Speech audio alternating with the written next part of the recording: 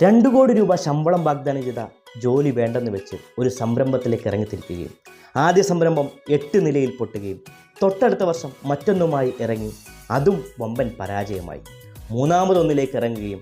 ആദ്യഘട്ടത്തിൽ ഫണ്ട് കിട്ടുവാൻ വേണ്ടി ഒരുപാട് വാതിലുകൾ കയറിയിറങ്ങിയെങ്കിലും അവിടുന്നൊക്കെയും റിജക്ഷൻ ഏറ്റുവാങ്ങി ഒടുവിൽ കിട്ടിയ പൈസ കൊണ്ട് ഒരു ബ്രാൻഡ് സ്റ്റാർട്ട് ചെയ്യുകയും ചുരുങ്ങിയ വർഷങ്ങൾ കൊണ്ട് 400 കോടി വിറ്റുവരയിലേക്ക് വളരുകയും ചെയ്ത ഇന്ത്യൻ മേക്കപ്പ് മേഖലയിലെ മധുരമൂർന്ന പേരുള്ള ബ്രാൻഡ് ഷുഗറിനെ കുറിച്ചും അതിൻ്റെ ഉടമ വിനീത സിംഗിനെക്കുറിച്ചുമാണ് പറഞ്ഞത്.